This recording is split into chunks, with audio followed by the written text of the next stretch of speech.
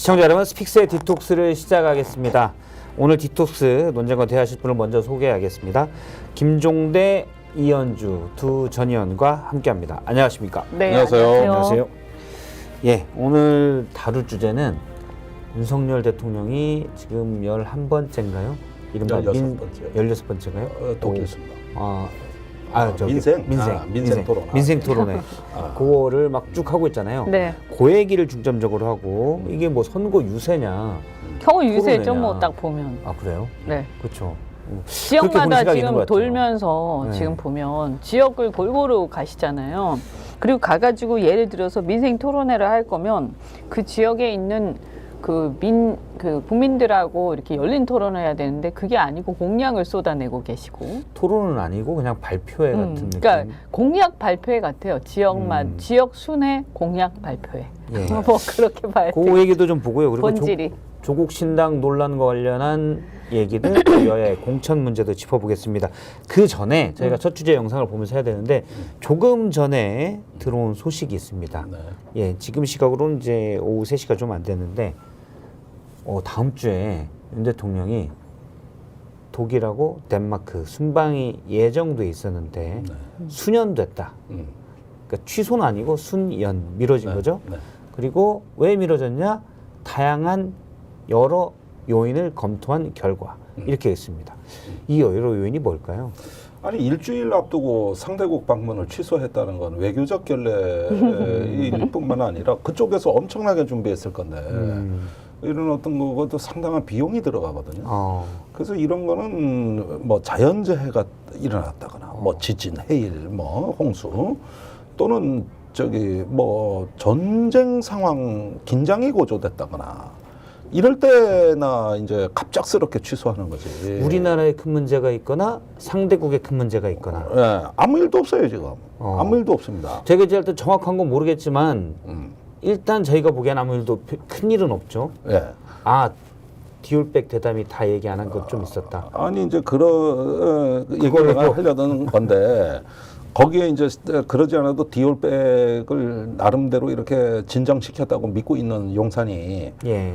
저 김건희 여사가 따라가 가지고 또 사진 찍히면은 이것도 스타일 구긴다. 나는 이 사정 아니냐고 봐요.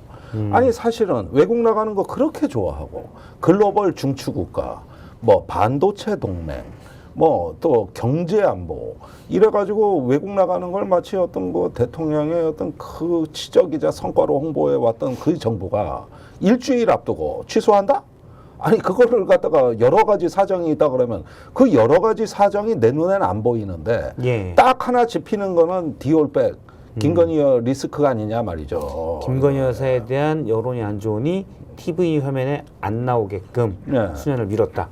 자, 이현주 전 의원님은 어떻게 뭐 보세요? 그걸 포함해서요. 어쨌든 지금 윤석열 정권 심판으로 총선 프레임이 잡히는 걸 피하기 위해서죠. 그래서 지금 한 몇 달째 두 내외가 거의 이렇게 뭔가 눈에 띄는, 그러니까 뭐 아까 민생 토론회 한다고는 하지만 그것은 뭐 그냥 일상적인 공약 발표니까 예. 일종의 그죠?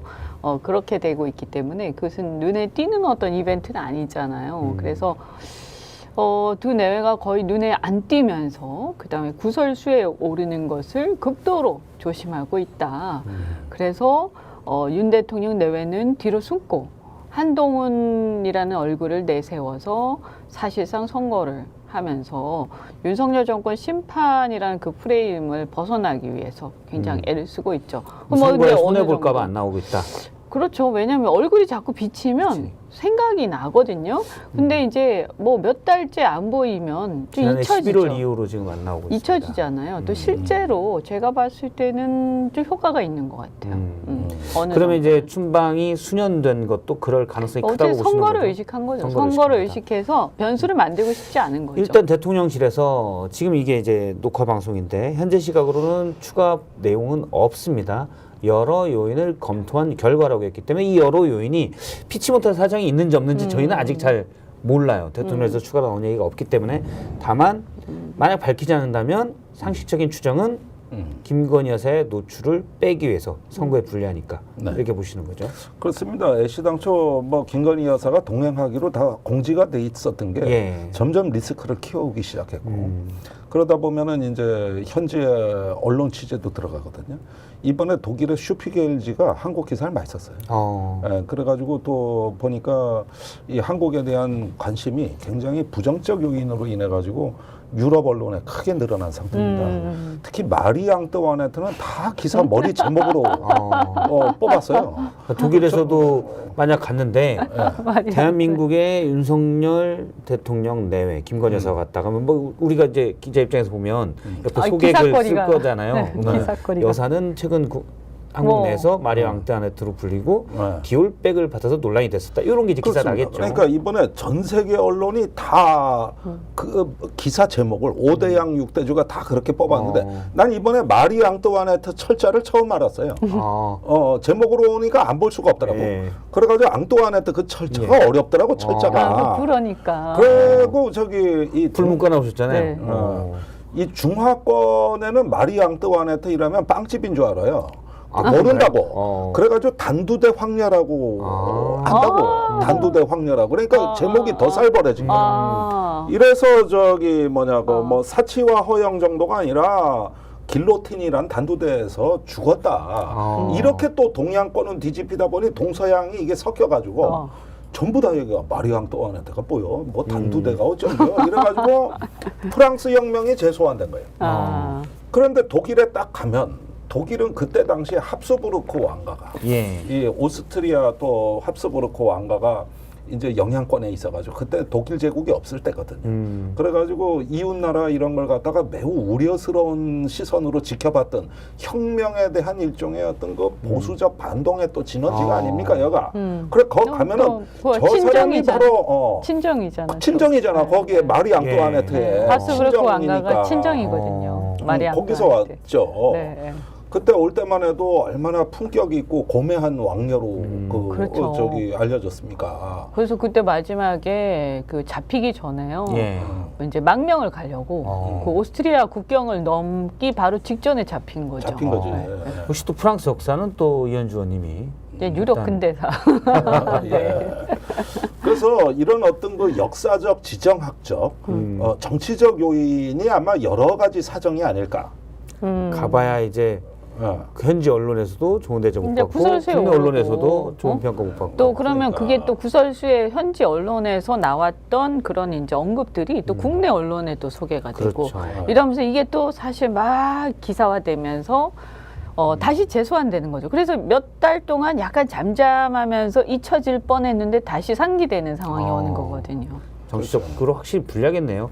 일단 뭐 이거는 좀 새나간 얘기인데 마리 앙뚜아네트는 원래보다는 약간 좀 너무 나쁘게 포장돼서 기사가 나왔다. 아니, 왜냐하면 원래 혁명을 통해서 처형이 되다 보면 역사라는 것은 승자가 또 쓰는 거잖아요. 그러다 보니까 그렇게 계속 더 이제 원래도 문제가 좀 있었겠지만 이제 더 안 좋은 쪽으로.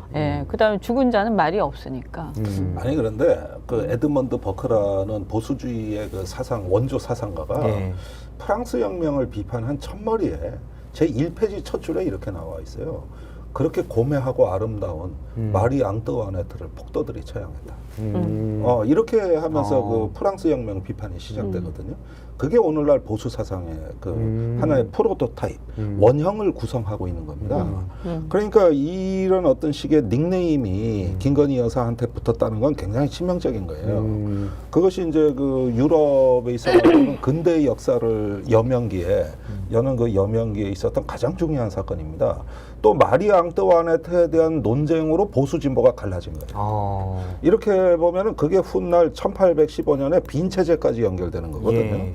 그래서 빈 체제가 그 이제 저기 메테르니히라는 오스트리아 재상이 만든 체제인데 그게 유럽의 100년의 평화를 만든 왕정연합이거든요. 그럴 때마다 소환되는 건 마리 앙뚜아네트였어요. 그러니까 이번에 김경률 비대위원이 얼마나 큰 사고를 친 건가가 이 국내에선 잘 몰라요. 아니, 우리가 여기서 외국에서 더 커 보여 이게. 김경률 비대위원을 너무 공격하면 그래도 국민의힘 내에서 조금이라도 쓴소리를 하는데 약간 냅두고 그 시중에 있던 얘기가 있다는 걸 김경률 비대위원이 전하는 거잖아요. 아니 전하는 건데 이제 김경림 기자는 그게 안에서 계속 쓴소리를 말하기가 해야 글쎄 그렇긴 하죠. 말하기가 되게 좋은 거리인 거죠. 그리고 마리 앙투아네트라는 거는 예를 들어서 이멜다라든가 뭐 이순자 여사 이런 것보다 훨씬 더 끔찍하고 훨씬 더 드라마틱한 거거든요. 그것은 뭐 영화나 드라마로도 워낙 많이 나와 있고 만화책으로도 나와 있고 막 이렇기 때문에 그렇죠. 이거는 말하기 되게 좋죠. 그래서 어쨌든 그리고 딱 와닿잖아요. 그래서 여하튼 간에 아까 보수주의 얘기까지 막 나왔으니까 근데 여하튼 그것뿐만이 아니라 어쨌든 나오면 기사거리가 나오고 그걸 눈에 다시 보면 아 그랬지 하고 다시 생각이 나고 그러니까 그렇죠. 지금 어쨌든 선거를 앞두고 전혀 뭐 유리할 일이 없는 거죠. 진짜 그렇겠네요. 가면 프랑스에 뭐 언론이 많으니까 일부 언론에서는 한국의 마리 앙투아네트가 왔다. 그러니까 이렇게 좀 심하게 그래, 얘기하는 데는 독일이구나. 그렇게. 독일이지만 어쨌든 뭐 독일에서 여러 언론에서 그중에 유럽 언론이 다 그렇죠 쓰겠죠. 왜냐면 그게 되게 그 어쨌든 마리 재밌잖아요, 앙투아네트라는 사실. 거는 그렇죠. 그 비운의 황녀 그러니까 그 오스트리아 왕가 합스부르크 왕가의 비운의 황녀이기 때문에 그쪽 지역에서는 이게 약간 드라마틱한 비운의 뭐 이런 것도 있단 말이에요 이미지가. 그런데 이제 그런 닉네임이 있는 사람이 다 오면 당연히 그런 것들이 기사가 되니까. 재생산되죠 또. 만약 그게 사실이라면 또 뭐 지금 황색 언론도 있으니까. 그렇죠. 여러 요인 때문이라고 했기 때문에 뭔지는 구체적으로 제가 몰라요. 다만 추정컨대 만약 그렇다면 지금 대통령실에서는 김경률 비대위원을 엄청 싫어하겠네요. 제가 말이 앙투아네트 얘기를 그렇죠. 그냥 독일도 못 가고 그러니까 말이야. 그것 때문에 전 세계 뉴스가 폭발한 거. 아니 입장을 바꿔서 예. 비판을 해도 비판하는 것 자체가 기분 나쁠 텐데 근데 하필 비판을 갖다가 프레임이 너무 좋았어요. 비판이 그러니까 제가 어쨌든 끝이 너무 안 좋잖아요. 끝이 응? 끝이 굉장히 잔인한 끝이기 때문에 예. 그것은 뭐 굉장히 화들짝할 일이죠. 화들짝. 공감하세요, 이미. 그럼요. 그리고 사실은 저는 뭐 이렇게 그분 별로 안 좋아하지만 예. 굳이 그렇게 비교할 필요 있었나 하는 생각은 들어요. 근데 어쨌든 혁명이 그런 식으로 끝나는 건 좋은 건 아니거든요. 그래서 그 에드먼드 버크도 그런 걸 지적했지만 그 이후로 68년간 프랑스는 혁명과 반혁명을 반복하면서 역사가 뭐 끝에 가서는 뭐 좋게 끝났으니까 우리가 선진국 프랑스를 보고 있지만 그 사이에 혁명이 일어난 뒤에 얼마나 많은 피바람이 이쪽에 불었다 저쪽에 불었다가 하는지 그러면서 정말 마지막에 또 보면 황제, 나폴레옹 황제로 끝나지 않습니까? 결국은. 근데 제가 새삼 역사라는 게 놀란 게 사실 저희가 이 스튜디오에 앉은 다음에 방송 시작할 때쯤 속보가 나와서 그냥 꺼낸 주제거든요. 네. 근데 두 분이 유럽의 역사 이런 것까지 쭉 나오면서 네. 내공이 저는 사실 벼락치기 스타일이어서 그런 거 잘 모르거든요. 근데 내공이 상당하네요. 1789년에 그 저기 마리 앙투아네트 처형으로부터 시작된 혁명은 1848년에 공화정의 수립으로 일단락이 되는 겁니다. 그리고 빈체 제하에서 100년의 평화를 달성한 이제 유럽이 그 이제 독일과 영국 주도로 세력 균형 체제를 만들고 이제 근대화와 산업혁명에 성공했던 겁니다. 그러니까 우리가 이런 상황에서 이제 최근에 전 세계가 이 뉴스를 도배했다는 것은 이거는 이제 동양의 프랑스 혁명 같은 이미지로 충격을 준 거예요. 그래가지고 단두대 황녀가 뭡니까? 솔직히 얘기해서 이건 진짜 그렇게 쓴 데가 있었나 보죠. 중화 언론은 다 그렇게 썼다니까. 또 뭐 우리하고 사이가 싱가포르부터 해서 저 중국의 마리 대만 앙투아네트를 모르니까 그 중국 사람들은 이런 게 그 밑에 서양 역사를 저기 잘 박스 모르죠. 기사로 마리 앙투아네트는 누구인가 이런 게 이제 아이고, 그 참나. 밑에 해설 기사가 따로 또 실려. 일단 그러면 김건희 여사는 당분간은 유럽 쪽은 안 가야. 뭐 그리고 김건희 여사가 또 패션 감각도 있기 때문에 포스트레일인데 패션 감각도 있고 나름 현지 언론에 또 스포트라이트를 받는 캐릭터거든요. 네. 그런데 이제 거기에 당연히 그게 붙으니까 한 앞으로 1년 반 동안은 유럽 쪽은 안 가는 게 낫지 않나라는 생각도 좀 해보고. 아니 아예 외국을 안 가시는 게 낫지. 5대양 6대주가 다 써 칠레, 아르헨티나 언론까지 썼는데 어딜 갑니까? 그러니까 그 전에 거기에다가 저기 저 국민방문 안 하는 나라가 인도, 독일 뭐 이런 나라들이 남아 있는데 인도 언론이 또 이걸 갖다가 일주일 내내 써졌죠. 싱가포르 언론 그랬지. 그러니까 이게 가십성으로 뭐, 뭔가 어딜 쓰기가 갑니까, 좋은 어딜. 거예요. 그렇죠. 근데 사실은 저는 그 전에는 누굴 연상했었냐면 그 아르헨티나의 에바페론. 에바페론 저도 물론 그랬어요. 에바페론보다는 에바페론 좀 더 멋있긴 하죠. 그런데 아이고, 그걸 에바페론을 꿈꿨죠. 연상했었는데 그거에 비하면 이거 진짜 진짜 아니 저도 마리 앙뚜아네트는 심했다. 에바페론 정도가 낫다. 좀 심했죠 마리 앙뚜아네트. 그런 거 있잖아요. 왜 돈크라이 펌이 아르헨티나 이런 그러니까. 노래 아시나? 네. 알죠, 저도. 예, 그게 이제 에바페론에 마돈나가 대한 그렇죠. 부르잖아요. 맞아요. 거기에다가 비유를 해주는 게 좋은데. 그 정도는 네. 그래도 좀 멋있는 멋있으면서 이제 비판하는 비판할 수 지점인데 이거는 이제 마리 앙뚜아네트는 정말 그 역사적 그렇죠. 사실과 네. 상관없이 사실 대중적으로 인지돼 있는 부분, 인식돼 있는 아니 부분이 그리고 사실은 사실 너무 안 좋기 역사적 때문에 사실이 이제 실제 그때 처형될 때에 비해서 좀 너무나 이렇게 그러니까 처형될 때 너무나 심하게 처형됐다 하더라도 끝이 너무 비운이기 그렇죠. 때문에 맞아요. 이것은 어떻게 본인이 생각하더라도 굉장히 끔찍한 미래인 사실 것이거든요. 들으면 기분 나쁠 만한 섬찟한 얘기죠. 얘기죠. 그러니까 그냥 기분 나쁜 게 아니라 사실 섬찟한 얘기예요. 알겠습니다. 저희가 이제 요 얘기 일단 다시 한번 말씀드리지만 대통령실에서 여러 요인이 뭔지는 밝히지 않았기 때문에 저희가 현재 가지고 있는 상황에서 추정을 해봤습니다. 네. 정리하자면 김건희 여사가 자꾸 언론에 나오는 건 좋지 않고 네. 총선에 불리해서 수년됐을 것이다. 네. 미뤄졌을 것이다. 또 하나 지금 두 분이 말씀하신 거 유럽에서 보는 마리 앙뚜아네트의 이미지가 있기 때문에 현지 언론 반응 같은 것도 부담이 됐을 것이다. 그렇습니다. 라고 현재 추정을 합니다. 그러면 본격적으로 네. 이제 윤석열 대통령 얘기를 좀 해보겠습니다. 부산에 가서 부산을 제2의 도시에 걸맞게 만들겠다라고 했는데요. 그 영상을 먼저 잠깐 보겠습니다.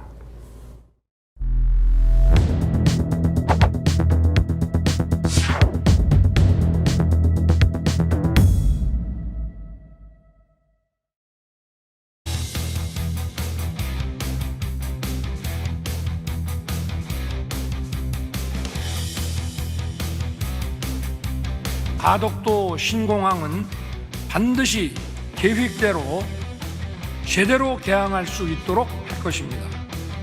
그리고 공항과 연계된 철도 항만 등 트라이포트 물류 플랫폼도 계획대로 속도감 있게 진행하겠습니다. 한국산업은행의 부산 이전도 조속히 마무리 짓고 북한 재개발 사업도 예정대로 신속하게 추진할 것입니다.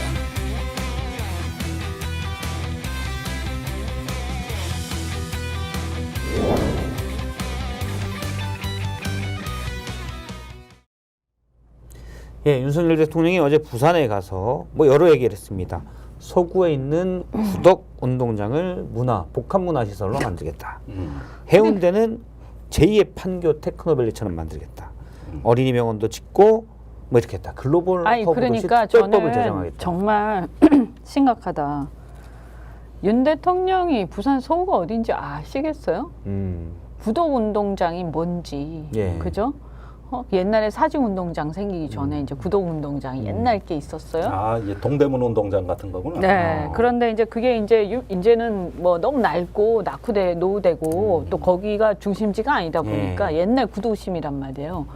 그러니까 이제 사람들이 안 쓰는 거예요. 그러니까 이제 그냥 시민들이 일종의 산책하다가 이제 거기서 막 운동도 하고 이런 식으로 쓰는데 여기 부지를 어떻게 할 건가 뭐 이런 게 이제 그 동네에서 관심이죠. 그런데 이런 걸 대통령이 어떻게 아시겠어요? 제가 볼 때도 한 달 뒤쯤 대통령이 그때 부산에 뭐 한다고 그러셨죠? 그러면 사직구장 저기 뭐 복합문 다 헷갈리실 것 같아요. 아니 그러니까 저는 저런 말이지 저런 그 거짓된 아니 진실되지 못하지 않아. 그러니까 대통령이 뭐 할 수도 있어요. 그래도 좀 여당도 이제 측면에서 돕고 싶고 그러니까 민생 토론회 한다 치자. 그러면 민생 토론회를 하란 말이야.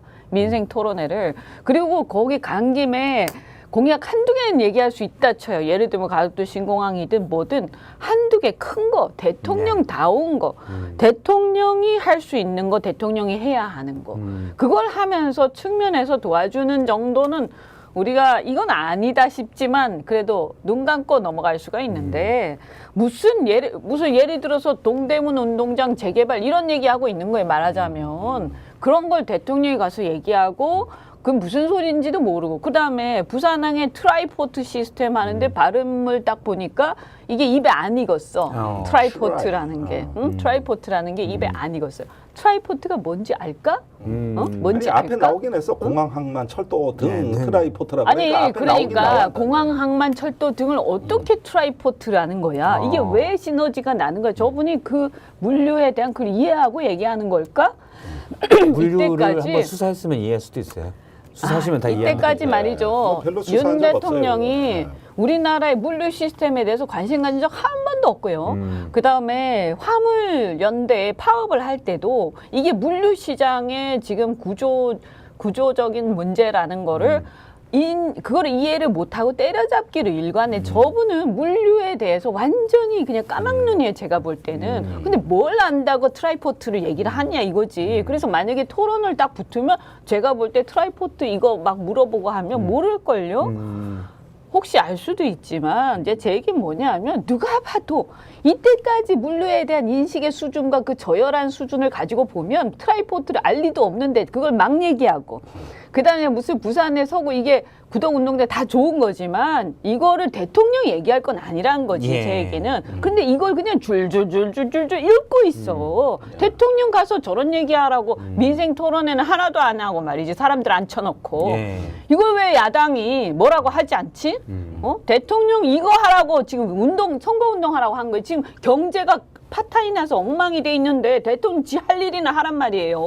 아니 너무 화내지 아니, 마시고. 저는 너무- 좀 가라앉혀. 너무 위원장님 화가 나. 사람이 올라가실 것 아니 같으니까. 그러니까 제가 보고 있으면 답답을 이제 이따가 간식도 나오는데 네. 보고, 사람이 너무 소울을 그러게 말이에요. 관리를 잘해야 된다고. 제가 한잔 이제 드시고. 보고 있으면 진짜 한심하기 짝이 특히 또 없어. 부산 얘기 나오시니까. 부산에 사람이 그러니까 올라가신 것 아무래도 같아요. 아니 그러니까 당협위원장 이거 하셨잖아 다 거기서. 거짓말이고. 그렇죠?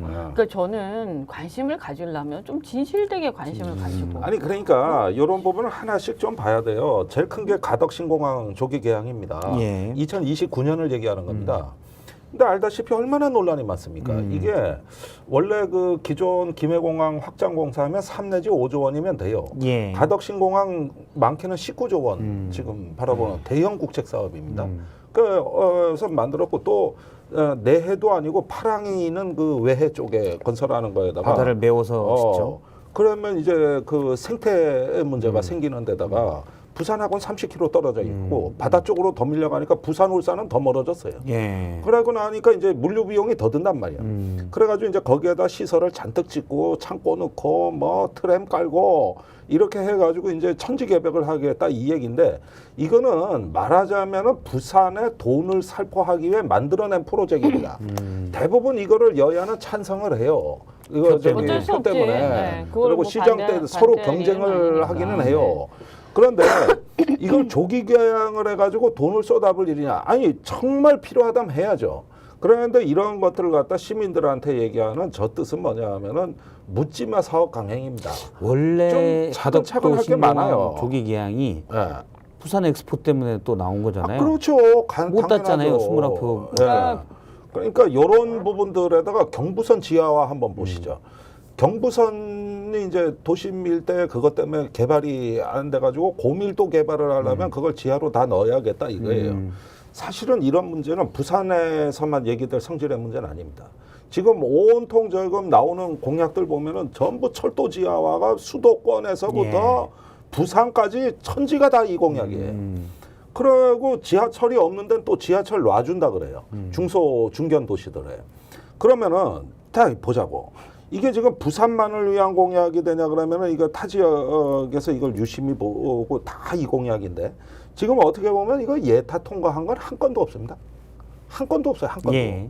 그러면은 지금 여기서 저기 뭐냐 그 부산 엑스포도 안 열리는데 이 모든 사업을 한꺼번에 다 해가려고 특별법까지 만든다는 거거든 지금요. 그러면 부산 특별법이 생기는 거라고. 부산이야 그러면 좋지. 조금 있다가 청주 특별법도 만들고. 제 지역군데. 아 그래요? 왜? 뭐 만들어야 되겠네요. 왜 청주. 꼭 집어서 얘기해. 아, 알고서 그냥 하시는 그냥 얘기인데. 생각난 게 그래요? 청주였습니다. 예. 네, 청주가 요즘 지하철 논쟁이 심해요. 깔자고. 갑자기 지금 청주 지하철을 아니, 깔아야 된다는 거 아니에요? 놔야지. 그러니까 지하철을 만약에 깔자 이렇게 네. 하면 전체적으로 지금 현재 SOC 예산에서 철도 관련 예산이 지금 요 정도가 있는데 예. 여기에서 얼마를 더 증액을 하겠다. 그래서 이거를 요런 데다가 좀 집중적으로 우선 배정을 하겠다라든가 정부답게 얘기를 해야 될 거 아니에요. 대통령답게 큰 그림을 가지고 그러면서 전체 예산의 규모와 그다음에 재정 부채라든가 재정의 어떤 적자 문제도 같이 얘기를 하고 균형 재정한다면서요. 예. 그런데 어디서 돈 나와? 그럼 예를 들어서 가도식공원도 좋은데 이것만 하더라도 20조가 넘는 사업이에요. 그냥 공항만 해도. 그렇죠. 근데 주변까지 다 하면 몇십 조가 되거든요.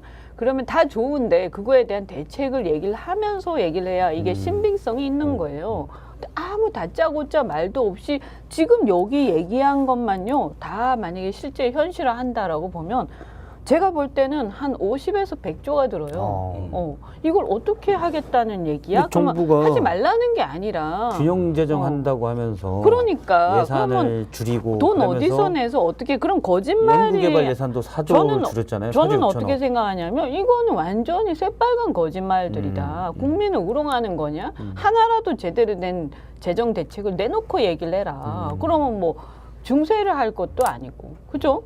뭐 부채를 지금 늘릴 감세하고 것도 있죠. 아니고 균형 재정 한다면서요. 이게 뭐 그냥 한 5천억 정도면 모르겠어요. 그다음에 철도를 지하화하면요. 한 2km 정도를 지하화하는데 벌써 한 2조 정도 들어요. 그럼 어쩌자는 거야? 이게 다 좋은 얘기인데 무슨 나라 운영을 이따위로 하고 있어. 저 사람 믿고 어떻게 나라를 맡기겠어요? 저 따위로 얘기하는데. 아무래도 다음 국회 응? 국토위로 진출을 하셔야 될 것 같아요. 아니, 그러니까 저는 저렇게 예. 거짓말을 마구 그냥 생각나는 대로 쏟아내는 것에 대해서 정말 화가 나요. 그리고 지금 듣고 보니까 말씀들을 들으니까 사실은 지난번에 이제 GTX를 연장하고 각 도시에 철도 짓겠다. 근데 정부가 이제 민간 재원이 들어가지만 134조를 얘기했거든요. 민간 재원이 70몇 조 들게 되는데 민간 재원이 민간 투자가 들어가는데 거기서 수익이 안 나면 정부가 보전해 주겠다고 했어요. 그러니까 어차피 정부가 하는 거랑 비슷한 겁니다. 그러니까 그런데- 이런 거를 이렇게 발표를 하면 지금 벌써 네. 몇 번째 이게 한 11번째라면서요. 제 얘기는 뭐냐 하면 이런 걸 발표를 하잖아요. 그럼 야당에서 그 지역구 국회의원들하고 요 관련된 상임위 의원들이 있을 거 아닙니까? 그때마다 나와가지고 반박도 하고 여기에 대해서 문제를 지적도 하고 아니, 그건 못해요. 이런 거기에 게 이제 한번 개발, 뿌려지면은, 지역 개발 사업이 되니까. 이게 한국 사회 구조에서는 그렇죠. 자, 한국 사회의 이 토건복합체 미국의 군산복합체보다 셉니다. 미국의 군산복합체가 GDP 4%도 안 되는데 한국은 20%예요.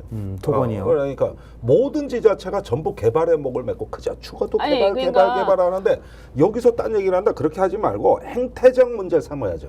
이 자체 타당성을 문제 삼는 것이 아니라 특정 지역의 표박거리에서 대통령이 월권을 한다.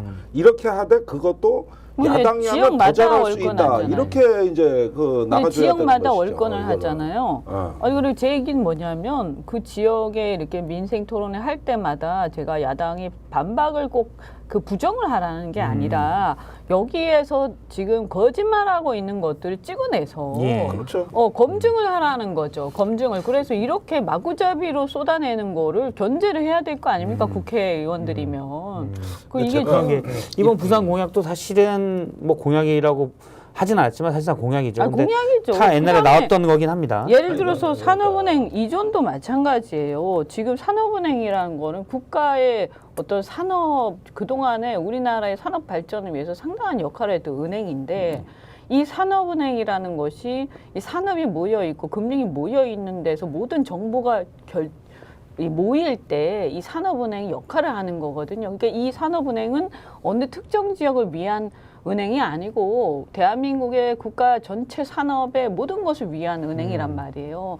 그런데 이것을 저는 부산이 발전하면 좋겠지만 이런 은행을 부산에 그냥 덜렁 갖다 놓는다. 그랬을 때 이 은행이 제 기능을 못하게 되면 누구 손해냐는 거예요. 대한민국 전체의 손해잖아요. 이런 문제에 대해서 논쟁을 붙으란 말이에요. 왜 논쟁을 못 붙습니까? 야당에서. 이거는 산업은행 이전 문제는 부산 지역의 의원들은 어떨지 몰라도 나머지는 이거는 논쟁을 붙으면 야당이 문제 삼는 쪽이 훨씬 더 유리해요. 왜냐하면 이 자체가 지금 말이 안 돼. 이 경제를 조금이라도 아는 사람들은 이런 엉터리 짓을 하고 있냐. 차라리 부산에다 딴 얘기를 해야 돼요. 그 부산의 산업은행이 아니라 어떤 예. 산업을 육성하겠다. 이렇게 가야 되는 거거든요. 네, 제가 요즘 저 정치권에서 나오는 공약이나 정책들을 보면 정말 한심해 진짜로. 우리가 탈진실의 시대에 접어들었구나. 그러니까 예. 아주 거짓말 밥 먹듯이 하고 사실 있어. 뭐 김포구리 서울 편입이라든가 예. 여성징병제라든가 참나. 다 황당 공약이거든요, 사실은. 그리고 지금 부산에서도 황당한 일이 벌어지고 있다는 거 아닙니까? 근데 사람들이 알면서 속아요. 무슨 얘기냐? 거짓이라도 위로를 받길 원해요. 우리 지역이 개발이 얼마나 시급한가를 알리는 효과는 있다 이거예요. 그러다 보니까 이런 공약의 진실성이나 책임성을 따지지 않아요. 그냥 우리를 알아준다고 보는 거예요. 이게 바로 탈진실의 시대에 정치가 소비되는 방식입니다. 그러면은 이게 다 실현되지 않으리라는 건 부산 시민들이 더 잘 알아요. 예. 그리고 엑스포 때도 그랬어요. 다 된다 그랬어요. 그래가지고 저기 천지개벽이라 그랬고 50만 개 일자리 창출이라 그랬고 그런데 끝나고 나서 실패했고 참담한 결과가 나왔는데도 부산 시민들은 똑같이 또. 이미 중독이 돼서 더 많은 희망 가져와. 더 많은 어떤 다른 거 뭐 없어. 뭐 이런 식으로 되다 보니까 재벌 회장들 다 데리고 가서 그때 이 북항 일대에다가 외국 기업 데리고 오겠다 그랬다고. 예. 그래가지고 지금 내려가서 그 얘기를 또 했어요. 세제 혜택 주겠다는 거예요. 여기 기업이 들어오면은. 말 못 믿으면 이제 재벌 5대 재벌 회장들 또 부를 거예요. 자, 이렇게 해서 가다 보면은 무슨 일이 생기냐 하면은 못 빠져나오는 거예요. 이게 이제 개발 환타지. 거기에 넘어가지고 어떤 일종의 그 먹고 살기 어려운 부산에 그 희망을 줬다는 걸로 거꾸로 그게 되든 안 되든 그것이 표가 되는 역설이 발생한다. 선거를 앞두고 한쪽에서 이렇게 질르면 다른 쪽에서 유권자들이 그래도 기대가 말씀하신 대로 생기니까 반대를 못 하잖아요. 아니 그러니까 제 얘기는 그러니까 거기에 반- 딱 걸려든다는 거예요. 반대를 한다는 게 아니라 네. 논리적으로 그렇죠. 우리 이제 유권자들이 물론 이제 다양한 사람들이 있지만 그래도 경제 활동을 하는 사람들이라면 산업은행 이전 이게 뭐지 이런 생각 좀 다 하거든요. 그러면 이거를 무작정 반대를 하라는 게 아니라 그렇죠. 이걸 조목조목 얘기를 하면서 그 담당 그 의원들하고 야당 쪽에서 책임 있게 대응을 해야 되고 여기에 대한 입장이 분명히 있어야 돼요. 그리고 이것뿐만 아니라 그럼 대안은 뭐냐까지 제시를 해야 얘기가 되는 거예요. 그럼 예컨대 민주당 같으면 조금 다른 관점에서 그 지역에 대한 비전과 청사진을 제시할 수 있을 겁니다. 예. 그럼 예컨대 있잖아요. 그 실버 산업이라든가 뭐 앞으로는 그런 게 또 중요하니까 그래서 이렇게 전국에 있는 노인들 중에서 그래도 좀 이렇게 자기 노후에 대해서 관심도 있고 어느 정도 경제력도 되는 이런 사람들을 많이 유치를 할 수 있는 그래서 예컨대 어딥니까 모나코 같은 모나코 같은 그런 데를 만들 수도 있는 거죠. 그리고 실버 산업이 굉장히 발달했거든요. 은퇴하고 돈 많은 노인들이 다 거기 가서 이제 노후를 지내잖아요. 그러니까 그런 것들을 제시할 수도 있는 거예요. 제 얘기는 현실적인 얘기를 할 수 있다 이거죠. 현실적인 얘기를 해야 되는데 네, 그런데 이제 지금 일단 대안 지르고 제시도- 본다. 그러니까 지금 제가 볼 때 야당도 거기서 별 야당이 견제를 못한다. 견제를 못 하고 있다. 일단 조목조목 비판을 못 하고 있고 둘째 대안도 제시를 못 하고 있다. 그러니까 그냥 이게 고삐 풀린 망아지처럼 막 가는 거예요. 그냥 막 일단- 질르면 돼. 그냥 예. 새빨간 거짓말 막 일단 하면서. 뭐 예전에 이렇게 막 너무 무리한 사실 이제 건설 토건이라고 하셨는데 그런 부분들이 예를 들어서 뭐 IMF나 또는 금융위기나 코로나 때 경제가 너무 죽었을 때는 사실 그런 재정 정책도 필요할 수가 있는데 고용 효과는 좋으니까. 고용 개발이 고용 개발 효과가 효과는 높으니까요. 근데 지금은 구조적인 저성장의 문제점이 지적되는데 네. 이렇게 막 토건 쪽에만 엄청나게 돈을 쏟아붓는 게 맞느냐라는 지적도 있고요. 그렇죠. 네. 일단 근데 부산에 이렇게 얘기하는 거는 대통령이 부산 엑스포가 처참한 실적으로 떨어진 뒤에 그러니까 이제 뭐 재벌 이제 회장들을 불러서 좀 많이- 떡볶이 먹방을 했잖아요. 근데 그게 이제 떡볶이 먹방 때문에 여론이 더 안 좋아졌고 그래 갔는데 저희가 부산 민심에 지금 올해 갤럽 여론조사를 좀 준비를 했습니다. 부산만 놓고 봤기 때문에 아무래도 모수가 적어서 표본 오차가 더 클 수 있는데요. 1월 초에 40% 정도 됐던 긍정 평가가 조금씩 내려가서 36%, 대통령의 부정 평가가 더 높습니다. 물론 전국보다는 긍정평가가 조금 높고 부정평가가 조금 낮다고 볼 수는 있지만 네. 원래 불경 지역이 국민의힘에 그래도 유리한 지역이었다는 걸 감안하면 부산 18석 중에 민주당이 3석밖에 안 됩니다. 그런 지형을 감안하면 대통령의 직무수행평가는 상당히 낮은 편이고 낮아지고 있다. 이렇게 볼 수 있어요. 어떻습니까? 사실은 예. 저렇게 뭐 부정평가가 높다고 하지만 막상 이번 선거에서 누구를 찍을 것이냐 하는데 여전히 국민의힘이 높습니다. 예. 그런데 지금 그럼에도 불구하고 적어도 8군데 정도는 격전지라고 보고 있단 말이에요. 그러니까 이게 무슨 얘기냐 하면은 민주당이 나름대로 오랜 세월에 걸쳐 가지고 확장성을 조금씩 넓혀 왔어요. 근데 지금 불경은 국민의힘의 일종의 텃밭이 되느냐 아니면 흔들리느냐는 이게 뭐 일종의 어떤 어금니 같은 거라서 이거 흔들리면 되게 아프고 이거 뽑아내야 되나 말아야 되나 굉장히 고통스러워요. 그런 어떤 정치적 급소예요. 그러다 보니까 이제 근데 의외로 한 6군데 내지 8군데 정도가 격전지가 될 거로 보고 지금 표 차이가 선거 때마다 격차가 좁혀져 왔단 말이에요. 강남벨트 이른바 그쪽 강남벨트가 아니죠. 낙동강. 낙동강 벨트 쪽. 예, 그렇습니다. 그러다 보니까 일단은 지금 원래 중원을 넘어가지고 수도권에서 대회전을 해야 되는 이게 선거가 돼야 되는데 지금 국민의힘 입장에서는 남의 거 뺏어오는 것보다 내 거 지키는 게 일단은 더 급해졌고 그 다음에 그 교도보를 넘어서 조금 이제 목련꽃이 피는 순서대로 북상을 해야 되는 거 아닐까? 예. 뭐 이런 정도의 구차한 선거가 돼버렸어요. 그러니까 그냥 허구한 날 부산하고 대구는 쫓아가야 되는 지역구가 돼버렸다는 게 이게 원래는 이 보수 정당으로서는 지금 굉장히 위기적 상황을 보여주는 것이죠. 실제 부산 민심은 이 의원님이 가서 볼 때는 어떻습니까? 대통령에 대한 또 한동훈 비대위원장에 대한. 대통령에 대해서는 굉장히 부정적이죠. 그러니까 보수도 싫어해요. 죄송한 얘기인데 보수도 다 싫어하는 사람이 너무 많아요. 다는 아니겠지만 일단 윤석열 대통령이 보수냐 하는 것부터 사람들은 별로 보수라고 생각을 안 합니다.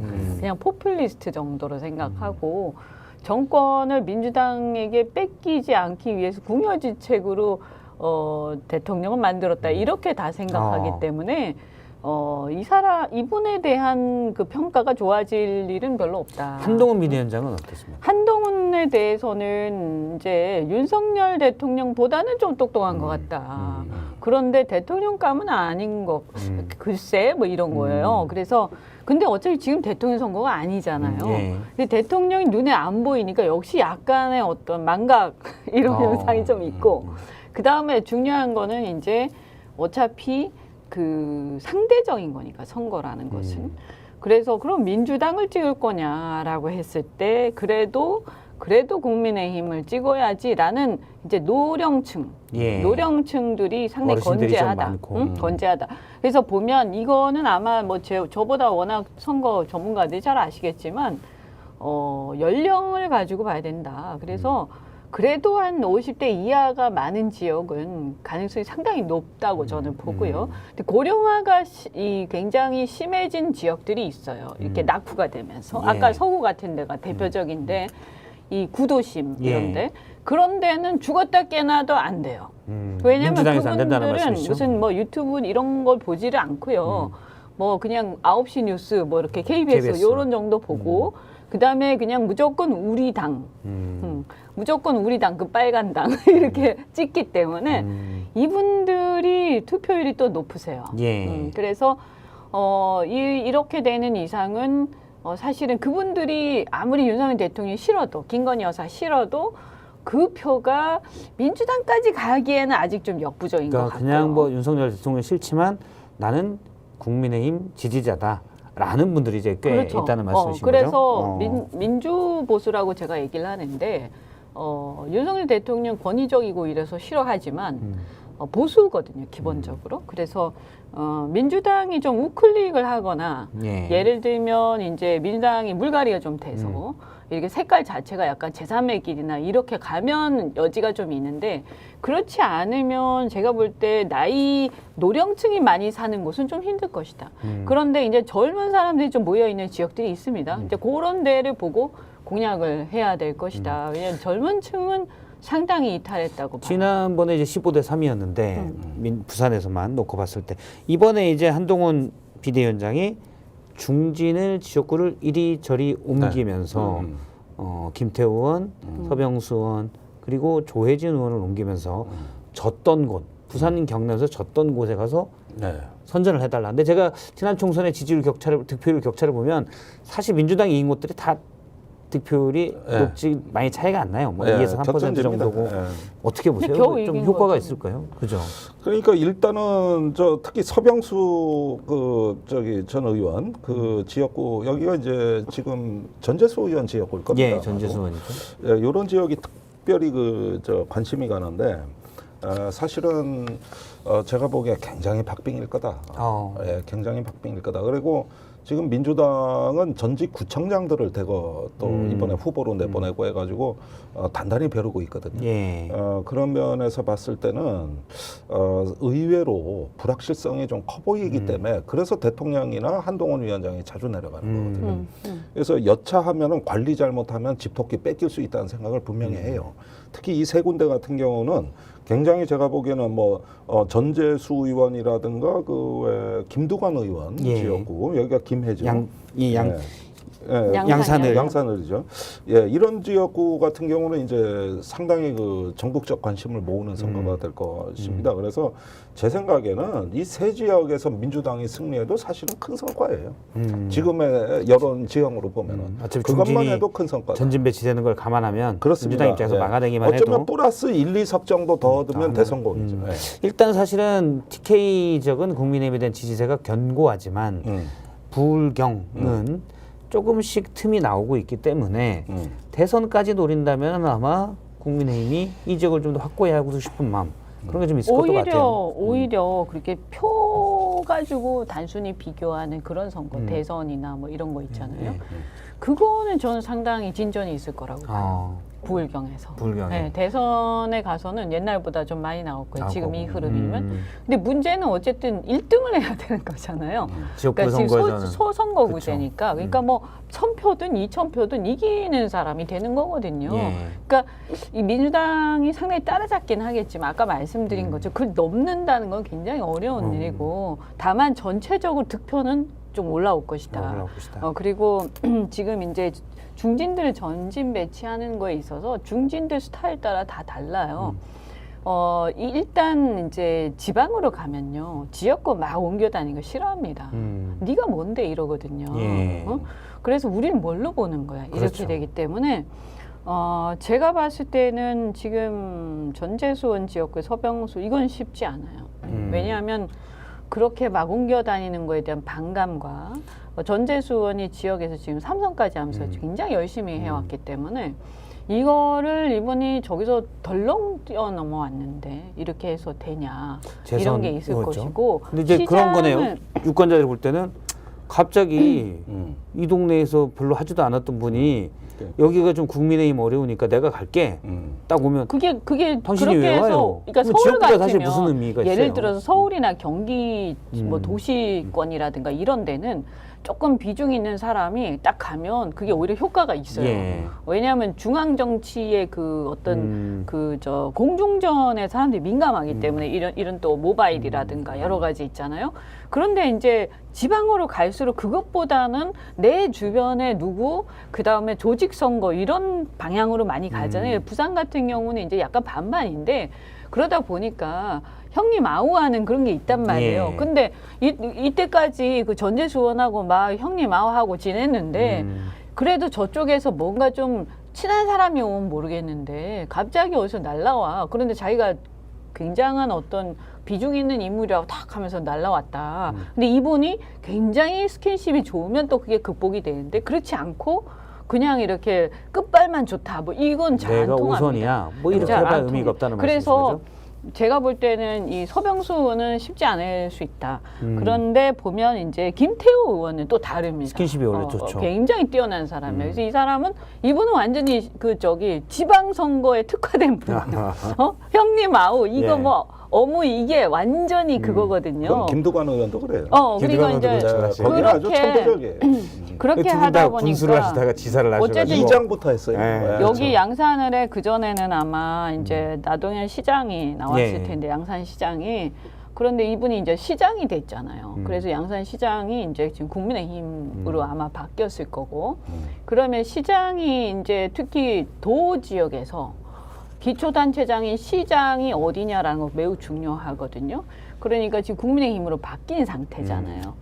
그런데다가 김태호가 조직선거의 또 달인이다 보니까 또 이분이 또 이 주변에 이렇게 뭐 어쨌든 뭐 금권 선거를 한다는 건 아니지만 그런 조직선거의 달인이다 예. 이거죠. 그러니까 상당히 긴장해야 된다 여기는. 그리고 제가 볼 때 그리고 김해을의 조혜진 의원은 그렇게 신경 안 써도 되지 않을까. 제 생각에는 민주당이 이번에 부울경에서는 적극적으로 그 선거 제휴를 해야 됩니다. 선거 연대를 대표적으로 울산에 2개 지역구 예, 하고 울산 저기 북구. 예, 북구하고 동구하고 그 다음에 창원 선상 여기는 저기 진보 정당이 민주당한테 안 밀리는 드문 지역구거든요. 예. 그리고 노회찬 실제로 의원이 됐던 곳이죠? 그렇습니다. 노회찬 원내대표가 그 정치를 하셨던 곳인데 제가 연말에 울산을 내려가 보니까 예. 여기는 민주당에서 진보 정당의 후보 단일화를 제안하더라고요. 항상 그 역순으로 가야 되는데 여기는 완전히 다르다. 중력이 바뀌어요. 아래 위가. 그래가지고 회의를 하고 있더라고 내려가 보니까. 근데 이번에 이 부울경에서 어떤 그 저기 야권의 선거 제휴 연대 이런 것들이 가장 잘 통할 지역이 제가 보기에 울산하고 창원이에요. 울산 창원에. 그 다음에 부산도 가능해요. 저기면 정의당하고 녹색 정의당과 이제 선거연대가 뭐 진보당도 있고 예. 뭐 노총도 있고 이 정치 주체가 많습니다. 그래서 워낙 그 진보가 강세를 이루는 지역에서는 민주당이 파격적인 제안을 할 필요가 있다. 그리고 알겠습니다. 그렇게 해서 과거에도 진보 정당이 탄생된 거고 예. 이런 전술은 좀 배합이 돼요. 알겠습니다. 이게- 저희가 이제 두 번째 예. 주제를 또 해야 돼서 요것만 좀 말씀해. 아까 예. 거기서 조금 이어서 그래서 이걸 아셔야 돼요. 우리가 이제 그러니까 아까 제 서병수, 김태호 두 후보의 차이를 제가 말씀을 예. 드렸잖아요. 그러니까 지방은요, 어쨌든 어르신들이 많고 그 지역에 계속 있었던 분들이 많기 때문에 결국에는 동네를 막 다니고 친밀감으로 승부하는 것이지. 우리가 서울과 경기 이쪽 수도권에서 생각하듯이 공중전으로 막 때려갖고 절대 그건 오히려 역효과가 역효과다. 나는 경우가 상당히 많습니다. 예. 얼굴 한번 못 본 사람이 뭘 우리 지역을 갑자기 대표한다고 그래? 와가지고 막 이런 나가 정서가 거물이야 뭐 이러면 오히려 반발심이 생겨요. 네가 뭔데 이제 이렇게 알겠습니다. 돼서. 내가 보기엔 건물도 안 해요. 뭐 이 정권에서 뭐 윤회관들도 아닌데 뭐. 윤회관도 아니죠. 뭐 경력만 좀 있다는 거지 뭐. 알겠습니다. 그러면 다음 주제는 공천 얘기를 좀 볼 텐데요. 네. 먼저 어제였죠. 조국 전 장관이 신당 창당을 선언했습니다. 관련 영상을 잠깐 보겠습니다.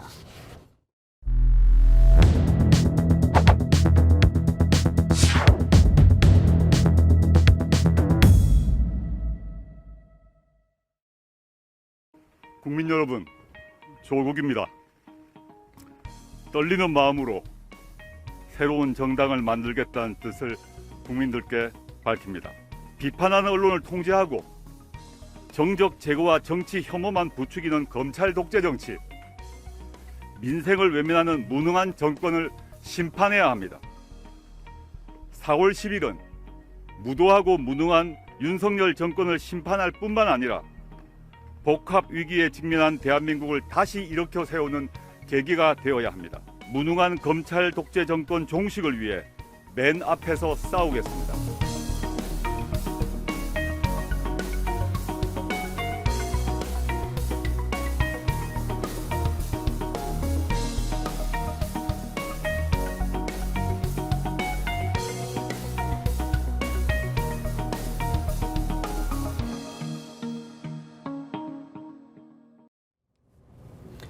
예, 조국 전 장관은 어제 부산에서 신당 창당을 선언했고 오늘은 광주에 가서 광주 시민들과 함께하겠다라고 했습니다.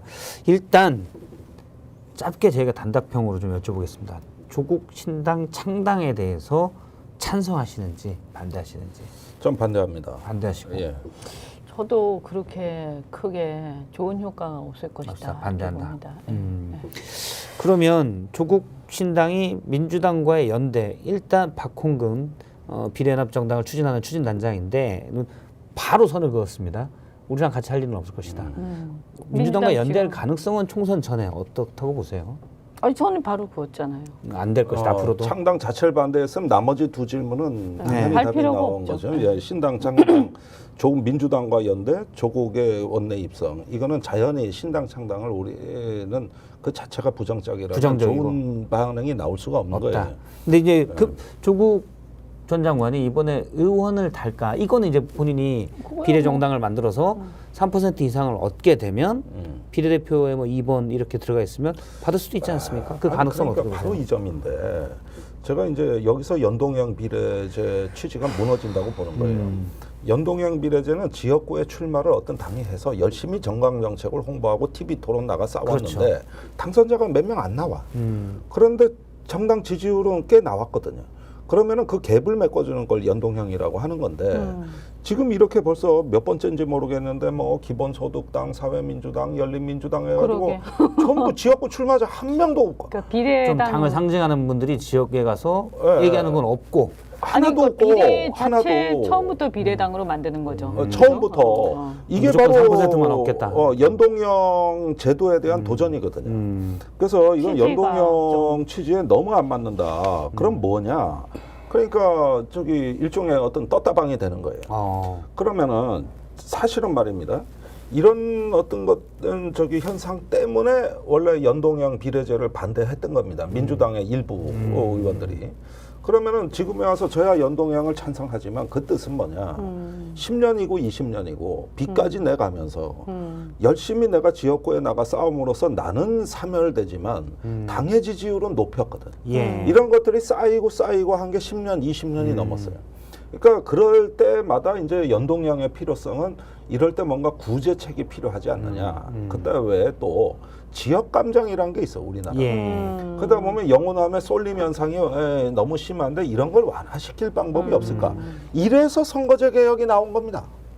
근데 그거하고 조국 신당이나 뭐 저기 새진보 연합이 무슨 상관이 있습니까?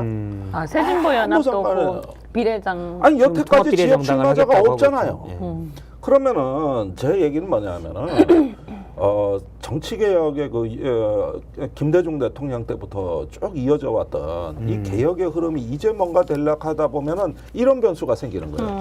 그다음에 두 번째로 저는 조국 전 법무부 장관이 이 어떤 그 저기 사법 탄압을 받고 여러 가지 무리한 수사에서 어떤 그 집안 전체가 다 예. 이렇게 어떤 거덜이 나다시피 탄압을 받은 거에 대해서 굉장히 가슴 아프고 저도 규탄하는 입장이에요.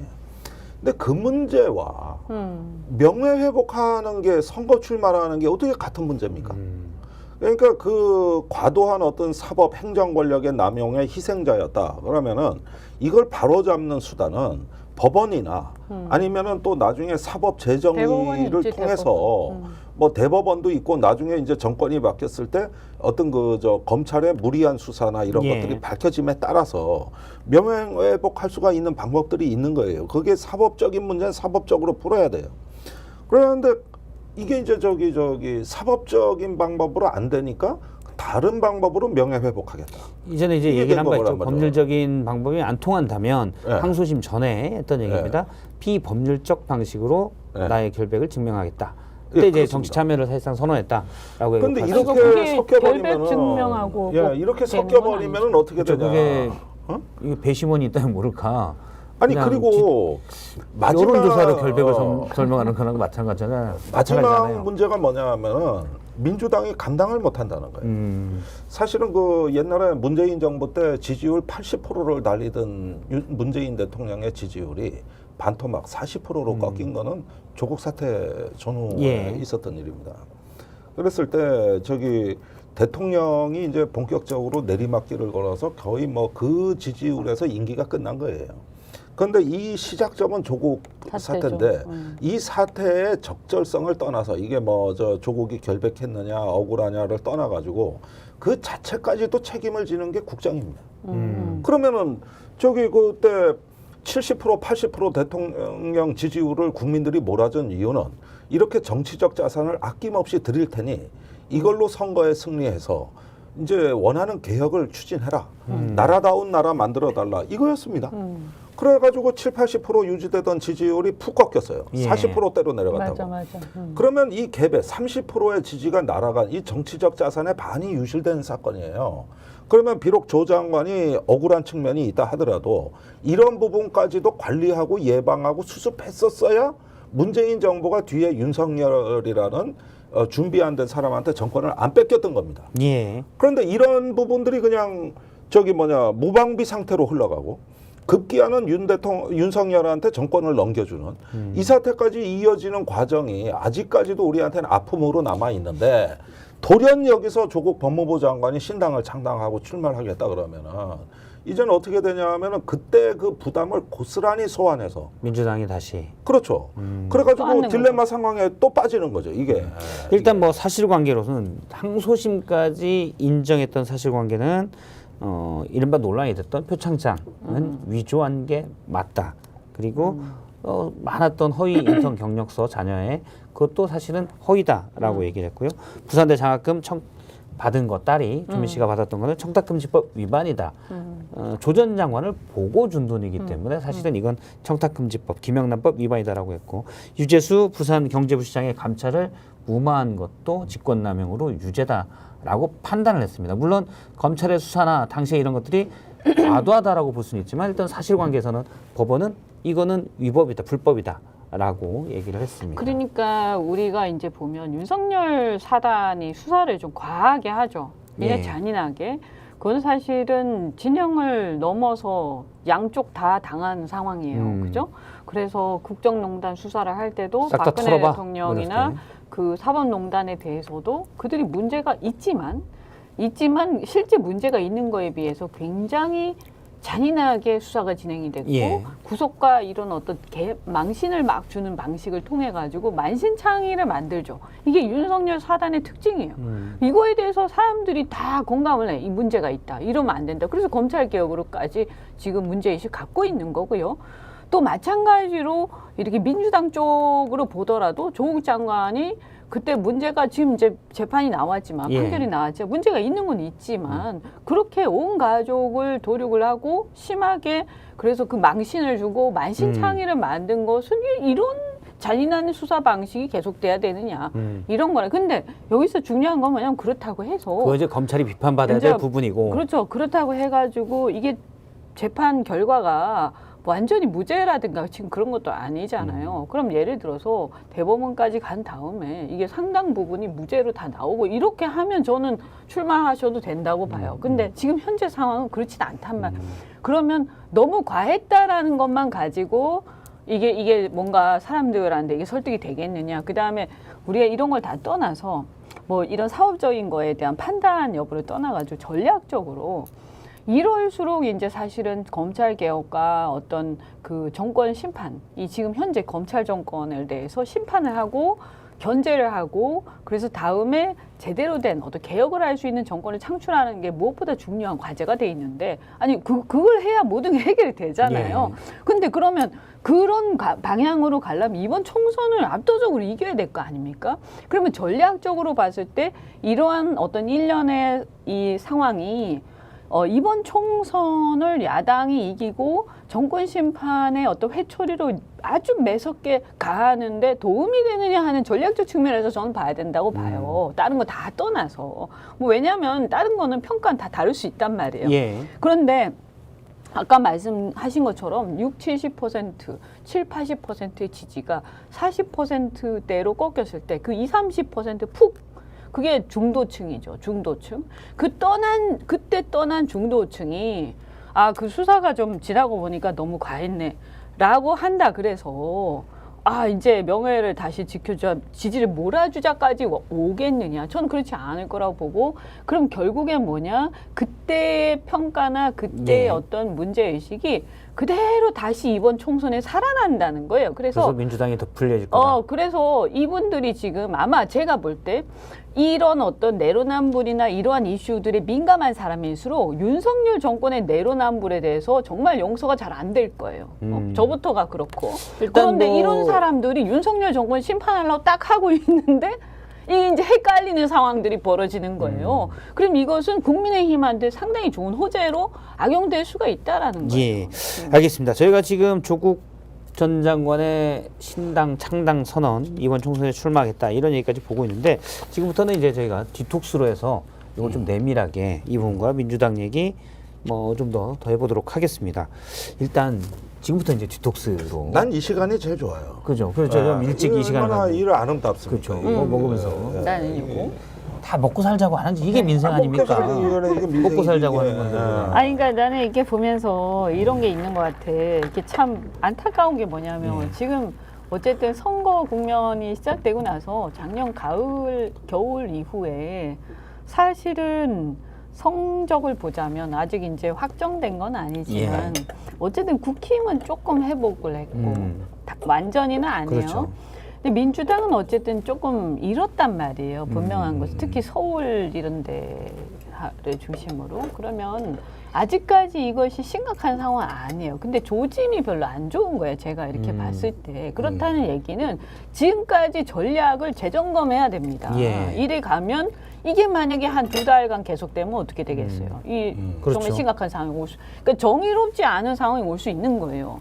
심판을 해야 되는 게 당연한데, 아니 심판을 당해야 될 사람들이 이기는 상황이 혹시라도 오면 이렇게 정의롭지 않은 상황이 있을 수 있습니다. 그러니까 서울의 봄 같은 상황이 온단 말이에요. 그러면 저는 지금 이런 조짐이 딱 있을 때 전략을 재점검하고 완전히 지금 정신을 바짝 차리고 다시 신발끈을 매지 않으면 정말 어렵다. 지금 민주당이 사실상 제대로 못 대응하고 있다. 총선 국면에. 저는 어쨌든 누가 보더라도 아마 그럴걸요. 지지층이 보더라도 국힘에 비해서 뭔가 이게 무기력하고 그다음에 이 보세요. 국민의힘은 어쨌든 지금 쇼를 계속하고 있는데 이 쇼가 이제 장기간 지속되면서 많이는 아니지만 살짝 먹히고 있는 느낌이 있죠. 그죠. 응? 사라졌잖아요, 일단. 뭐 이제 망각이 된단 말이에요. 그다음에 이런 것들 그러면 민주당은 쇼를 하느냐? 전혀 안 하고 있죠. 그냥 있는 대로 다 보여주고 제가 있잖아요. 볼 때도 내부적인 민주당 문제. 공천이 제가 이제 다른 방송에서 그런 얘기를 많이 하는데 민주당 긴장해야 된다. 한동훈 비대위원장은 어쨌든 쇼로 볼 수 있지만 쇼라도 하란 말이야. 쇼라도. 중도층의 쓴소리를 그래도 윤석열 대통령한테 쓴소리도 할 수 있는 사람들의 손을 계속 들어주고 있거든요. 그러니까 쇼잖아요. 그래서 차별화를 근데 하잖아. 딱 어쨌든 그죠? 김경률 데려다가 하고. 네, 그렇죠. 뭐 하잖아요. 이수정 어쨌든. 교수 그 말도 재밌더라고요. 윤석열 대통령 인기가 너무 없고 한동훈 비대위원장이 좀 있더라. 그런 정도까지 지금 가고 있어요. 이수정 교수도 그런 얘기를 할 정도로. 그런데 민주당은 이른바 친문 견제, 친문과 친명의 뭐 찐명의 갈등이다라고 하지만 그 프레임 자체 잘못됐어요. 네. 그게 아니에요. 친문이 어디 있어요? 지금 문재인 대통령 시대가 아닌데 그냥 친명과 비명이죠. 네. 굳이 있다면. 네. 그리고 제가 볼 때는 지금의 프레임은 뭐와 뭐의 대결이냐면 문재인 정권 심판과 윤석열 정권 심판의 대립이고요. 그게 이제 지금 조국 장관하고 지금 연결돼 있는 연장선상에 있는 거예요. 또 하나는 뭐냐면 검찰 세력 심판과 운동권 세력 심판의 대립이에요. 그렇게 국민의힘이 지금 프레임을 짰단 말이에요. 그러면 선거는 상대적인 거기 때문에 민주당 쪽에서 아무리 그렇게 가기 싫어도 그렇게 가게 돼 있어요. 네. 그래서 지금 하고 있는 거잖아요. 그러면 예를 들어서 문재인 정권 심판을 가지고 나오면 윤석열 정권 심판하고 붙었을 때 사실 윤석열 정권 심판이 훨씬 더 세죠. 왜냐하면 살아있는 권력이니까. 근데 문제는 뭐냐면 한동훈이라는 사람이 쇼를 하면서 이게 약간 흐릿해지고 있고 그다음에 문재인 정권 심판을 가지고 나올 때 몇 가지 쟁점이 있잖아요. 내로남불, 부동산 정책 몇 가지 있잖아요. 이거에 대해서 성찰하는 걸 해서 털어야 돼요. 예. 근데 성찰을 안 하잖아요. 그러면 이게 국민들이 볼 때 너무 안 하고 이쪽은 쇼하면서 지나가면 이게 그냥 근데 쌤쌤이 되는 상황이 온다 민주당에서는 이거지. 공천 문제에서 나오는 게 뭐냐면 찐명이 들어간다. 이쪽이 586 세대든 어쨌든 친문이든 나가고, 그러니까 이런 이슈만 자꾸 보여요. 그게 이제 그러면 이 이슈 관리를 민주당이 잘못하고 있다. 그 이슈 관리를 잘못하면 민주당이 프레임 설정을 못 하고 있는 거죠. 민주당이 예를 들어서 86의 일부를 갖다가 뭐 험지에 가란다든지 뭐 이런 게 있잖아요. 그리고 그건 사실은 뭐냐면 전 정권 심판 프레임에서 벗어나기 위해서 일종의 혁신을 내부적으로 하는 건데 그럼 그게 너무 과하면 문제겠지만 어느 정권이나 어느 총선이나 그런 건 다 있고 물갈이 다 있잖아요. 그러면 그거를 세대 교체라든가 시대 교체라든가 그러면서 내부 혁신의 방향으로 가면서 이렇게 해야 되거든요. 근데 그런 프레임으로 메시지가 나오는 게 아니라 사방에서 패널들을 중심으로 해서 개파 투쟁으로 계속 나오니까 그렇죠. 이게 그거를 조중동이 굉장히 잘 활용하고 있는 거예요. 그 너무 웃기잖아요. 가만히 보면 자기들은 86 운동권 청산을 얘기하면서 민주당에서 86 운동권에 대한 세대 교체를 얘기하면 이건 친문 친명 프레임 싸움이래. 그럼 너무 웃긴 거 아니에요? 그러면 그러니까. 이걸 정리를 네. 해야 되는 거죠. 프레임. 의원님은 어떻게 생각하세요? 근데 일단은 제1야당에다 최다 의석이라 그러면은 지금은 어떤 그 하나의 선거 프레임을 충분히 창출할 여건도 되고 정책 비전을 제시할 수 있는 이런 어떤 그 자원이 풍부한 상황입니다. 오히려 국민의힘보다도 나아요. 근데 이상할 정도로 없어요. 나는 그게 아젠다도 좀 이해가 안 그죠? 돼요. 저번에 이제 철도 지역 한 번 있었고 예. 경로당 점심이 있었습니다. 글쎄 그런 부분이야 그런 뭐 부분. 이제 지지율을 높인다기보다는 지지율이 떨어지지 않도록 내는 공약들 같아 보이고 다른 당도 다 내는 거거든요.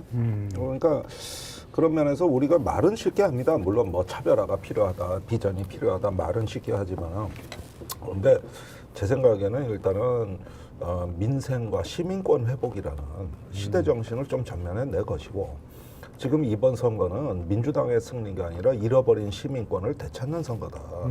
그렇게 하면서 언론으로부터 가려지고 어떤 그 진실로부터 외면당하는 시대 이 어떤 그 민생 민권 시민권에 대한 어떤 회복과 정상화 그러기 위해서 앞으로 총선 이후에 펼쳐낼 정치 개혁의 그 일정표도 이렇게 제시하면서 어떤 그 뭐 새로운 어떤 그 더 나가서는 개헌까지도 완수하겠다는 비전이 나와줘야 됩니다. 그래서 완전히 공화국을 바꾸는 좀 이런 면에서 좀 담대하게 좀 나가줬으면 좋겠고 거기에 맞는 프로그램들이 있는 거거든요.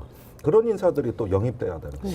아니, 민주당이 그러니까 이런 두 분의 쓴소리들을 잘 들어야 되는데 아니 뭐 사실 저희 아직까지는 얘기를 별로 듣지 않는 듣는 것 것도 듣는 거지만 예, 제가 볼 저도 때는 이해를 잘 모르겠어요. 그러니까 뭐냐면 그냥 그때 하고 있는 것 같다. 그때.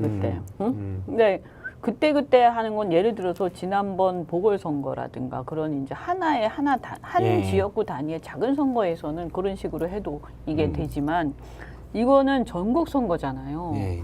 그리고 중간 평가란 말이에요. 그러면 이거 굉장히 큰 선거지 않습니까? 그리고 이게 정권 교체 가능성하고 연결이 되는 거란 말이에요. 그러면 이게 큰 틀에서 지금 뭘 놓치고 있냐? 정권 심판 선거인데 막 이 무슨 그 프레임 싸움에서 이렇게 밀리다 보니까 네. 이쪽에서 막 그렇죠. 운동권 청산 얘기하니까 아니다 운동권이 뭘 잘못했냐 하면서 운동권이 잘했다 못했다 막 싸우고 있는 거예요. 그러다 보니까 정권 심판은 없어져 버렸어. 이런 실수를 지금 하고 있어요. 발끈해가지고 네. 그 프레임에 들어갈 필요가 없어요. 우리 나름대로 다 혁신하고 있으니까 그거 지켜보고 일단 네가 살아있는 권력이니까 이때까지 2년 동안 뭐 있어 니네들 이러면서 막 해야 되는데 그건 지금 없단 말이에요. 그러다 예. 보니까 지금 말싸움하고 앉아 있는데 이걸 극복을 하려면 이 큰 그림을 다시 상기를 해야 돼요. 큰 그림. 응? 큰 그림. 그래서 큰 그림을 그려놓고 이번 총선의 의미 부여부터 딱 해야 돼요. 그래서 그게 정권 심판으로 가면서 그럼 정권 심판에 검찰 이것만 하지 말고 실은 더 심각한 게 경제랑 외교안보 망쳐놓은 거 아닙니까? 예. 이것까지 하면서 거기에 맞는 그 전문가도 영입 많이 했던데 그 사람들이 나와서 얘기를 하고 그다음에 저는 이쪽에서 자꾸 운동권 얘기하면 국민들이 운동권 잘한 것도 인정을 하지만 안 좋게 생각하는 부분도 분명히 있기 때문에 그런 부분들은 그 약화시키면서 그러면서 그분들이 자꾸 전면에서 반박하지 말고 네. 다른 세대들이 있잖아요. 다른 세대들. 그 밑에 세대들이 나와서 반박을 해야 돼. 그걸 반박하려면 니는 뭐 했어? 이러면서 검찰 권력 가지고 지금 한 게 뭔데 남 얘기하지 말고 니나 잘해 이렇게 반박을 해야 되는 거거든요. 그런데 이제 당사자들이 나와서 그 프레임 안으로 그냥 걸어 들어가는 거예요. 그러니까 뭐 막 그거 공방하다 끝나는 그러니까 거예요. 이현주 의원님이 전략기획위원장을 맡거나 이렇게 해가지고 선거를 좀 이거 지휘를 그냥 하셔야 되는데 그러니까 근데 제가 2년간 뭐 이런 방송에 나와 민주당 패널들을 수없이 겪었지 않습니까? 그럴 때마다 느끼는 거는 야당이 무슨 대안 제시냐, 야당이 무슨 비전 제시냐. 일단은 치받고 싸우고 네. 반대하는 거지. 야당이 무슨 예산을 증액을 시키냐. 그건 다 정부에서 동의 없으면 안 되는 건데. 이런 얘기들 굉장히 많이 하세요. 이런 얘기를 아마 DJ가 살아서 들었다면 크게 야단치셨을 거예요. 아니, 그분은 감옥에서도 엘빈 토플러를 읽으면서 미래 자기 권력을 꿈꿨고 40년 준비하신 분입니다. 그분이 투쟁만 했다 그러지만 항상 맨 공부를 많이 과격한 분도 하셨죠. 아니에요. 맞아. 아니 그렇게 해서 그 김대중 노무현 정신을 우리가 다 봐오고 있는데 이분들이 배운 게 있나 싶을 발언들. 왜 법률 그 지식은 굉장히 해박하고 뭔가 이 계산에는 빠른데 그런 건 야당은 그런 거나 하면 된다고 믿는 그 저 이해할 수 없는 멘탈. 지금 큰 선거라. 이런 큰 선거. 부분들이 전 항상 큰 선거야, 지금. 아 저분들한테 맡겨주면은 저 뭐 잘하겠나. 자기가 뭐 하는 자리인지는 알고 있을까 이런 의심을 불러일으킨 게 있어요. 그래 지금 민주당이 고민해야 될 거는 예. 우리가 대안 세력으로서의 어떤 면모와 품격을 갖추는 일을 정말로 우리가 진정성 있게 했는가. 그리고 사실 원내 압도적 일당이기 때문에 예. 더 어깨가 무겁다고도 볼 수 있죠. 그렇죠. 그런데 그런 걸 안 하면은 160석 야당처럼 이상한 존재가 없어요. 참 이상한 존재. 이 160석까지 덩치는 이렇게 큰데 여기 그 윽박지르고 있는 아니, 이런 지금 모양이 되는 거예요. 제가 보면 앞으로 남은 2달 동안 이 전략들이 어떻게 되느냐에 따라서 한 30석이 왔다 갔다 할 거예요. 응? 그러면 이게 160석이 아니라 140석, 130석이 예. 될 수는 있는 거예요. 왜냐하면 워낙 박빙이 많잖아요, 수도권에는. 그래서 예를 들어서 아까 경로당 점심 이런 것도 네. 그냥 보면 제가 이렇게 보면 단편적으로 던져. 예. 응? 그냥 뭐 원내 지도부 회의하면서 네. 그렇게 할 게 아니고 예를 들면 우리 시대에 지금 노후 문제를 해결하는 게 굉장히 심각하잖아요. 그럼 그거를 워딩을 딱 만들어서 그 해당 위원회도 딱 만들고 예. 그래갖고 종합 패키지로 딱 내놔서 그거를 프레임을 만들어야 돼요. 어르신이 걱정 없이 살 수 있는 세상. 뭐 이런 어쨌든 거. 노후를 걱정 안 해도 되는 사회. 네. 그게 이제 저출산 문제하고 다 연결되는 거잖아요. 그래서 그거를 몇 개를 그 안에서 몇 개를 같이 연달아 쫙 내놓으면서 압도를 해버려야 돼요. 근데 이거를 단편적으로 막 하니까 이거는 이제 일반적인 우리가 평소에 국회 활동, 의정 활동에서 상임위 할 때는 그렇게 해도 되는데 예. 지금은 이제 우리가 그랜드 플랜, 그랜드 비전이 있어야 되는 거죠. 4년에 한 번 열리는 총선이기 때문에 그런 그래서 식으로 그 준비를 하면 안에서 안 이제 된다는 작은 말씀이죠. 것들이 있는 거죠. 알겠습니다. 오늘 조국신당 얘기 그리고 윤석열 대통령의 순방이 수년된 부분 또 민생 토론회 논란도 짚어봤습니다. 두 분과 함께 디톡스까지 네. 잘했고 다음 주에 또 뵙고 아 맛있어요. 말씀하세요. 맛있네요. 이거 네, 한쪽 다 먹었어요 드시죠. 이제. 다 먹었어요. 하나 남았어요. 네, 시청자 여러분 고맙고요. 저희는 또 다음 주에 뵙겠습니다. 고맙습니다. 감사합니다.